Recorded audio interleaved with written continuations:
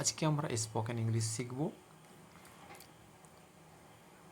5টা সেন্টেন্স আমরা বানাবো, কিভাবে কখন ব্যবহার করতে হবে সেটা আমরা বিস্তারিতভাবে আলোচনা করব। মনোযোগের সাথে শুনে এবং স্মরণে রাখতে হবে, ঠিক সময়ে এগুলোকে ব্যবহার করতে হবে। তবে শুরু করি। তুমি পাগল নাকি? এটা কখন বলতে হয়? যখন তুমি একজনকে কোনো একটা কাজ করতে দেখছো যে কাজটার মধ্যে অতিরিক্ত ভুল আছে, যখন সেটা সহ্য না করতে পারায় তখন মানুষটা বলে উঠে বা তুমি বলে উঠবে, আর ইউ ক্রেজি, যে আর ইউ ক্রেজি। তো এটাকে আর ইউ ক্রেজি, এটাকে খুব স্লো বলতে গেলে আর ইউ ক্রেজি, আর এটা স্পিডে বলতে গেলে হবে আর ইউ ক্রেজি। তো এইভাবে বললে তুমি একটু নিজেকে স্মার্ট অনুভব করতে পারবে যে তুমি ইংলিশে কথা বলছো। তো সেইটা মনে রাখতে হবে, যখন কোনো মানুষ তোমাকে হঠাৎ করে এসে ধাক্কা মেরে দিয়েছে, তুমি বলতে পারো আর ইউ ক্রেজি, এটা তুমি বলতে পারবে। যখন কোনো মানুষ মনে করো এমন একটা বিরক্ত কাজ করছে যেটা তোমার বরদাস্ত হচ্ছে না, তখন তুমি এই কথাটা বলতে পারো আর ইউ ক্রেজি। ঠিক আছে, এইভাবে বলতে হবে। চলো পরবর্তীটা জেনে নিই।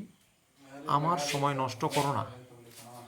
যখন তোমাকে কেউ বিরক্ত করছে, বকবক করছে, বা তুমি তার কথা শুনতে চাইছো না, সে তোমাকে জোর করে কোনো কথা শোনাচ্ছে বা তোমার কোথাও যাবার রাস্তাকে বন্ধ করছে, তুমি তখন তাকে বলতে পারবে আমার সময় নষ্ট করো না।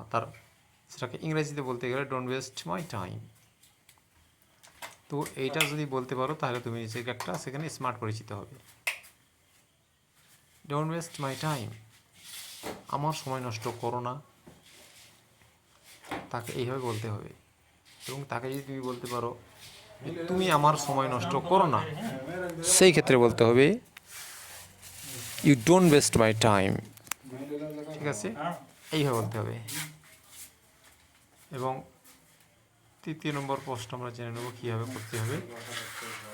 তুমি একদম সীমা ছাড়িয়ে গেছো, এই কথাটা বলতে হলে তুমি একদম সীমা ছাড়িয়ে গেছো, এই কথা কখন বলতে হবে? যখন মনে করো কোনো মানুষ অতিরিক্ত কথা বলছে বা সেই মানুষটা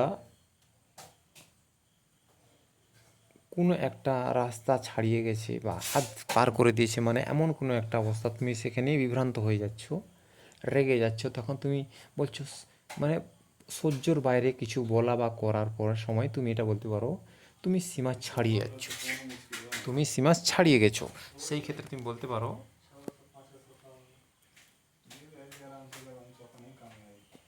you have cross the limit line, you have cross the line. তখন তুমি you have cross the line বলতে পারো। তো you have cross the line বলার সময়তে তোমাকে একটু রিয়াকশান রাখতে হবে। You have cross the line, এটা আসতে বলতে হবে, কিন্তু স্পিড বলতে গেলে you have cross the line. তো এইভাবে বলতে হবে। আমরা পরবর্তীতে জেনে নেব, চতুর্থ প্রশ্নে জেনে নেব আমার সামনে থেকো না, মানে বিরক্ত বোধ, এটা হচ্ছে সম্পূর্ণ বিরক্ত নিয়ে কথা। যখন কোনো মানুষকে রাগারাগি করতে হয় তখন সেই ক্ষেত্রে বলতে হবে আমার সামনে থেকো না,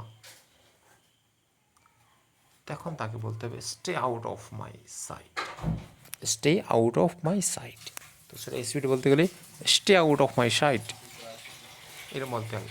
তাহলে সে যদি বুঝতে পারে অবশ্যই চলে যাবে বা নিজেকে তর্ক করার চেষ্টা করবে। তো তুমি সেইভাবে এটাকে এইভাবে বলতে হবে stay out of my sight, এই বলতে হবে।